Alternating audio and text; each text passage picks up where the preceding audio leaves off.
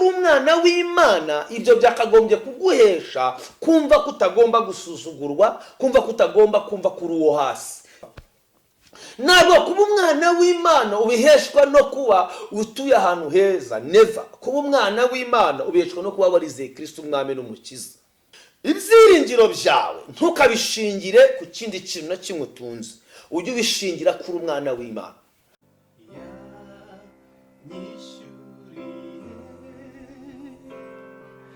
Ya myenda yose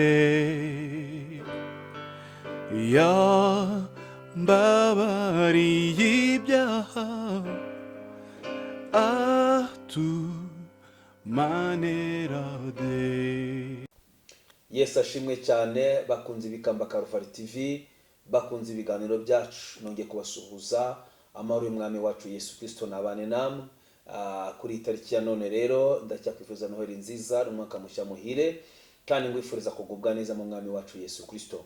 Imana iguha umugisha, Imana ikugirire neza kubw'ishyaka n'umuhati wawe ndetse n'ishyaka ryawe kubwicana.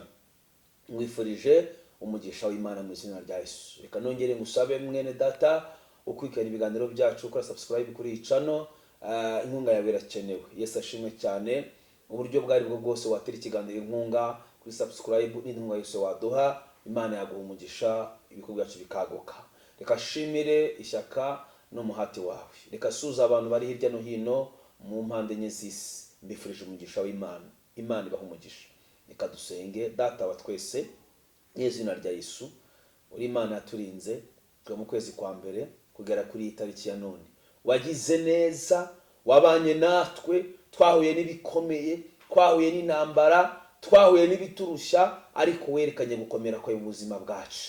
Nyemerera ari nje na mwene data utureba uri kumva iki kiganiro, ahabwe umugisha kandi agubwe neza. Mu maraso yawe Yesu niho mbishize ubuzima bwe. Niyo mpamvu senze imbaraga zawe zize zimbeho nawe zimubeho, twese twungukira imbere yawe mu izina rya Yesu. Amen. Imana iguha umugisha mu izina rya Yesu. Gubwa neza rero. Yesu akugirire neza kandi ugumye gutekana. Ndabizi iminsi baye myinshi, igihe kibaye kirekire utegereza ibyo Imana yakubwiye, wibaza aho byanyuze, wibaza impamvu udasubizwa, wibaza impamvu utabona icyo Imana yavuganye nawe. Si uko ibyo Imana yavuze bidahari, si nuko utazabibona, ahubwo byose biberaho igihe. Imana iguha umugisha. Imana rero impaye ijambo ry'Imana, cyangwa se umwuka waramishuriye kubwira ijambo tugiye kuganira, ifite ijambo rifite intego ivuga ngo ntukumve kuri hasi y'abandi. Amen. Ntukumve kuri hasi y'abandi. Impamvu ndakubwira ko utari hasi y'abandi nuko icyo bari cyo mu maso y'Imana nawe ari cyo uri cyo mu maso y'Imana. Ahubwo buri muntu agira igihe cye, cyangwa se ari ibintu Imana iba yaratwandikiye bitandukanye. Wenda ukaba ufite ibintu runaka, nenga afite ibintu runaka, ariko buri wese n'umwihariko ku giti cye. Niyo mpamvu ngira ngo dusome aya magambo nawe yumve mu izina rya Yesu. Turasoma igitabo cy'Abaroma, dusoma umurongo wa 16. Yesu ashimwe cyane. Biravuze ngo umwuka w'Imana umwe ahamanya n'umwuka wacu yuko turi abana b'Imana. Amen. Umwuka w'Imana umwe ahamanya n'umwuka wacu yuko turi abana b'Imana. Impamvu mvuze iri jambo, ndagira ngo uze kunyumva neza. Ndabizi rimwe na rimwe wumva kuri hasi y'abandi, wumva ko nta gaciro ufite, wumva ko usuzuguwe kubera kubona ibyo ufite n'ibyo abandi bafite bidahuye. Niwongere kwisuzugura kubera ko ntabwo Imana yaturemeye kubona ko twebwe turi abo hasi. Oya, ahubwo igihe kigeze Imana ikora ibyo igambiriye ku buzima bwawe. Umurongo wa 14 bavuze ngo kandi ubwo turi abana bayo turi abaragwa, ndetse turi abaragwa b'Imana, turi abaragwana na Kristo, niba tubabarana nawe ngo duhabwe ubwiza nawe. Mbonye yuko imibabaro y'iki gihe idakwiriye kugereranywa n'ubwiza tuzahishurirwa. Yesu ashimwe cyane. Imana dufashe. Imana tugirire neza kandi Uwiteka agumya akore ibikomeye. Yesu arushaho kugenda yagura mu buzima bwawe. biratubwiye ngo kuko ndetse n'ibyaremwe byose bitegerezanya amatsiko guhishurwa kw'abana b'Imana, kuko ibyaremwe byahishwe mu butaka bw'ibitagira umumaro, icyakora si kubw'ubushake bwabyo, ahubwo ni kubw'ubushake bw'uwabishizemo. tuvuge ngo amen. Ahangaha ni amagambo tugiye kuganiraho gato cyane. Rimwe na rimwe iyo uhuye n'umuntu wazamutse wowe ubona kuri uwo hasi, ariko ugata intangagaciro ivuga kuri umwana w'Imana. Hari igihe umuntu akubaza ngo bimeze bite, ti wapi byaranze, ese wowe amahirwe yawe na yahe, ukumva ko amateka yawe yarangiye, ugahora wumva ko ukandamijwe, uri uwo hasi, nta kintu na kimwe uzageraho, nta kintu na kimwe uzabona. Ariko ndaguhakaniye mu izina rya Yesu, kubera ko Imana yawe ni Imana ishobora byose. Mu magambo make ndashaka kukubwira yuko icyo uri cyo ntabwo ukigirwa n'ibyo utunze. Ntabwo icyo uri cyo uri cyo kubera imodoka ufite, uri cyo kubera inzu ufite, uri cyo kubera ahantu utuye. Icyo uri cyo kubera ko Yesu yagupfiriye ku musaraba i Golgotha, kubera ko witwa umwana w'Imana. Niyo mpamvu ndi kukubwira ngo kubera ko uri umwana w'Imana, ibyo byakagombye kuguhesha kumva ko utagomba gusuzugurwa, kumva ko utagomba kumva kuri uwo hasi. Bene data, ndagira ngo nongere ngubwire, icyo Imana igambiriye ku buzima bwawe si ukuba umuntu wo hasi, no, ahubwo ni ukugira ngo wakire buno buntu buze mu buzima bwawe.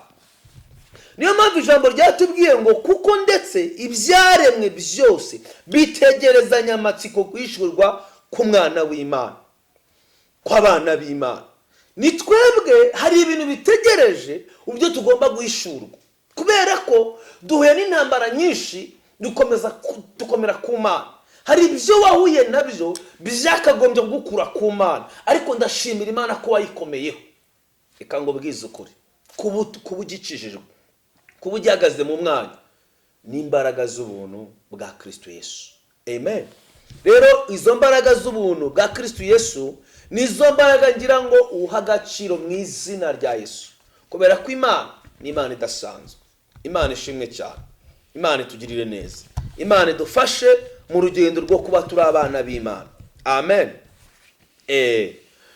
Twakijijwe kubw'ubuntu, twakijijwe kubw'imbaraga z'Umwuka Wera zamanutse ziza ku buzima bwawe. Yesu aza mu isi, cyari rwari urugendo rukomeye. Murabizi uko umunsi umwe ageze kwa Yohana agiye kubatizwa, ijwi ryumvikaniye mu ijuru riravuga ngo uyu ni umwana wanjye, mumwubahe, kuko ijuru ryari rimaze kumwishimira. Ariko urugendo Yesu yanyuzemo rwabaye urugendo rw'ibibazo, rwabaye urugendo kuba Umwuka Wera waramuhamije ntibyavuze ko abantu bahita bamwubaha, ndetse n'ibyo Umwuka Wera yavuze ku kanya ntabwo abantu bose babiha agaciro, kuko nyuma yaho yawe n'ibigeragezo. Ariko kwari kugira ngo nge nawe tubashe kwakira buno buntu. Turi mu gihe cya Noheli n'igihe cyo gusoza. Ndagira ngo mu gihe cyo gusoza umwaka wongere utekereze ineza y'Imana ku buzima bwawe, ukurura imbaraga z'Imana. Noneho nurangiza uze kugira amasengesho bwawe wisenge. Nakubwiye ko umuhanuzi wa mbere ari wowe. Ubuzima bwanjye n'ubuzima bwawe ni twebwe tugomba kubuhanurira. Ijambo ry'Imana iyo ufunguye Bibiliya, buriya uhereye mu itangira kugera mu byahishuwe n'ubuhanuzi gusa. Buriya ntuzavuga ngo njyewe ndi muri guma mu rugo ntabwo Imana yavugishije nabuze umpanurira. Reka da, Bibiliya ni ubuhanuzi. Imana iravuga inshuro 100, Imana iravuga mu buryo butandukanye. Niyo mpamvu ndi gukubwira ngo ongera ushakashake gusoma ijambo ry'Imana, kubera ko ufite uburenganzira bungana n'ubwanjye, ufite uburenganzira bungana n'ubwawe ku Mana. Ku mwana w'umuntu bishoboka ko byarutana, ariko ku Mana dufite uburenganzira bungana. Niyo mpamvu Bibiliya yatubwiye ngo umwuka w'Imana umwe uhamanya n'umwuka wacu yuko turi abana b'Imana. Iri jambo ni ijambo rigari cyane. Iyo umwuka umamirije ko nzakira, ugomba gukira. Ntuzigere urushaho kugenda ubivugaho amagambo mabi. njyewe ndi uwo hasi, njyewe ntacyo nzageraho, njye navukiye ahantu habi, njyewe ubuzima bwanjye sinjya mbona ishusho yabwo, 2020 yarangiye, 21 subu, njyewe bizagenda bite? Bizagenda neza mu izina rya Yesu. Ariko ikizatuma bigenda neza ni uko uzakomeza guhamanya n'umwuka w'Imana, kuri umwana w'Imana. Ntabwo kuba umwana w'Imana ubiheshwa no kuba hari icyo wakoreye Imana, never. Ntabwo kuba umwana w'Imana ubiheshwa no kuba utuye ahantu heza, never. Kuba umwana w'Imana ubiheshwa no kuba warizeye Kristo umwami n'umukiza. Amen. Bibiliya tubwiye 24 ngo kuko twakijijwe dufite ibyiringiro, ariko rero ibyo umuntu yiringira iyo byabonetse ntibiba bikiri ibyiringiro. Ninde se wakwiringira kuzabona icyo amaze kubona? Ntabwo bishoboka. Iyo umuntu yiringiye ikintu akakibona ntabwo aba akikiringiye. Rero njye nawe turi abana b'Imana, ntabwo ari ukubyiringira, ahubwo turi abana b'Imana tubiheshejwe no kwizera umwami wacu Yesu Kristo. Niba turi abana b'Imana rero, umwana w'Imana agenda ate? Umwana w'Imana yitwara ate? Umwana w'Imana avuga ati? Iyo tugiye mu rugero rusanzwe, umuntu iyo afite umwana akaba ari umukire, uwo mwana afite uko agenda, afite ishuri yigaho, afite uko arya, afite n'uko avuga. Ibyo abiheshwa no kuba papa wakomeye. Noneho rero uwo papa warakomeye kandi ejo azapfa. Njye nawe dufite Imana idapfa. Kuki twakwisuzugura? Kuki twakwibona ko turi abantu bo hasi? Tuhora tuvuga ngo ntibigenda, ibyacu byararangiye. Njyewe ubu ngubu ahantuye nzahimuka, nzajya gutura kure y'umujyi. Njyewe nitegereje bura Kigali ntazayibamo. No, ntabwo kuba muri Kigali wayibeshwamo n'akazi utunze, wayibeshwamo n'amafaranga utunze, uzayibeshwamo n'imbaraga z'Imana, uzayibeshamo no kuba umugisha Imana yaguhaye waramenya aho waturutse. Yesu ashimwe cyane. Kubera ko watunga n'ayo mafaranga wanagira n'ubwo buzima bwiza ugapfa ntubituye Kigali. Kuko gutura i Kigali ni ukuba ufite umwuka uhumeka.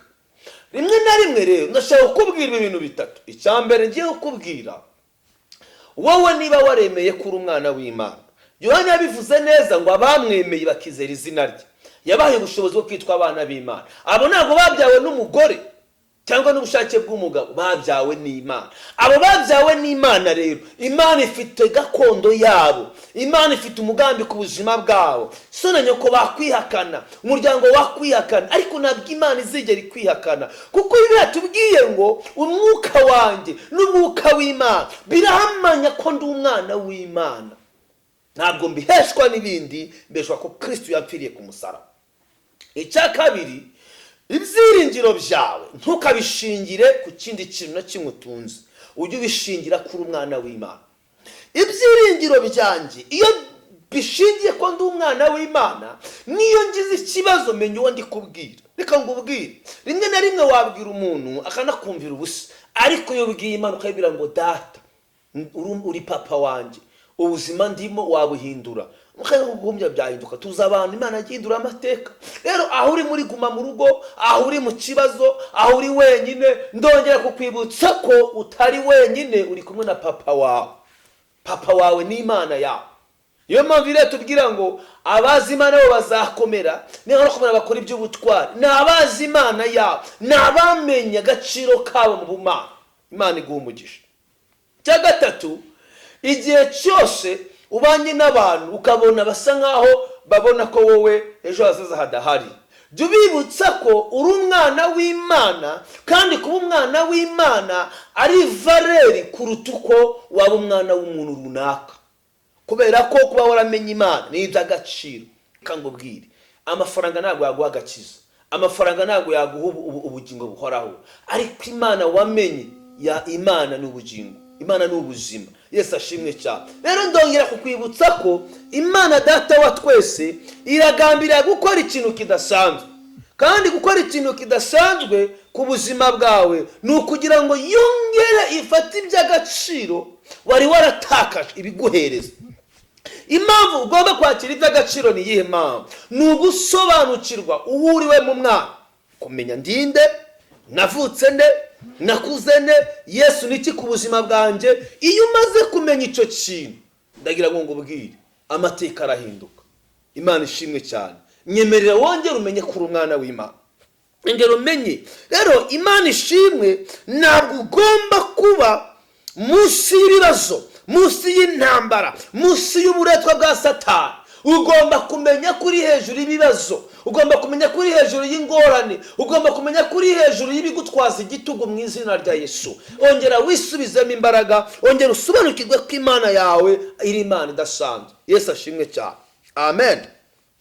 Inshuro nyinshi Satani ahora dusa nkaho twicaye ku mutwe, hatubwira ko byarangiye, amateka yacu yarangiye, ariko ntabwo yarangiye mu izina rya Yesu, kubera kuri muri twebwe ari turi mu bisi. Yohana ndiko yabivuze, yabwiye ngo bana bato mumenye kuri muri mwebwe ari turi mu bisi. So niba uri muri twebwe ari turi mu bisi, rero ntabwo tugomba gukandamizwa n'isi tuvuga ko ibyacu byarangiye, amateka yacu yarangiye. Tumenye abo turi bo muri Kristo Yesu, turi abana b'Imana. Ngifurije kukwakira aya mahirwe, wifuje gusobanukirwa uwo uriwe, no kutemera ko ibibazo bigukandamiza, ko ibibazo bikujya hejuru, ahubwo wowe bijye hejuru mu izina rya Yesu. Reka dusengane Imana, nongera kuguhumuriza ko 2020 uzawurangiza mu izina rya Yesu. 2021 uzawujyamo, kandi uzajya ufite ijambo rivuga ngo ndi umwana w'Imana, ntabwo ibibazo bigomba kujya hejuru yanjye, ngiye ngomba kujya hejuru yabyo. Imana iguhe umugisha, kandi Imana ikugirire neza. Nongere ngwibutse ko uwo uriwe muri Kristo Yesu ni uw'agaciro.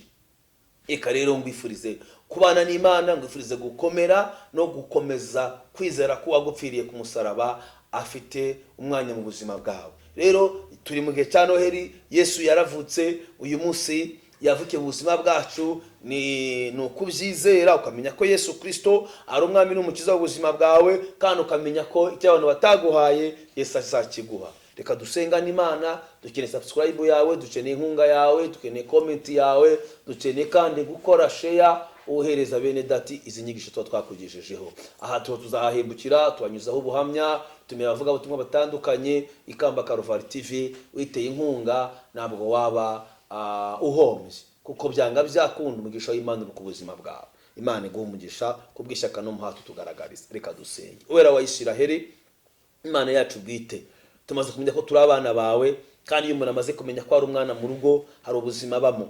Ntabwo turi abagaragu, ntabwo turi abakozi, twebwe turi abana b'Imana, kandi ubwo twabyawe n'Imana tugomba kuganira muri iyo fiyeri. Sengeye umuntu wari wihebye, wumvaga ko byarangiye, akibagirwa ko ari umwana wawe, wongera umusubize mu buzima mu izina rya Yesu Kristo. Ndamusabira imbaraga n'amavuta yerekwa ridasanzwe. Ndirukana imbaraga mbi zose zamwirekaga ko atari umwana wawe. Mana, reka agaciro ke ntakiyambure, yongera kukakira, asobanukirwa uwo ari we kuri wowe. Ndasengera bene data bari hirya no hino, abari muri guma mu rugo, abahombye, abatagikora, abafite ibibazo bitandukanye, abarwayi, abihebye, bamenye kuri Imana yabo kandi kushobora byose mu buzima bwabo. Umugisha badukurikirana, umugisha utera inkunga iki kiganiro, umugisha abakozi bawe, umugisha igihugu cyacu. Uyu mwaka 2020 tuwurangize neza, maze wo tugiye kujyamo uzatubera umwaka w'umugisha. Uhagarike iki cyorezo cya COVID, kandi umanura isezerano rya buri wese. Ngaho dusukeho amavuta, tusobanukirwa abo turi muri Kristo Yesu. Urakoze kunyemereye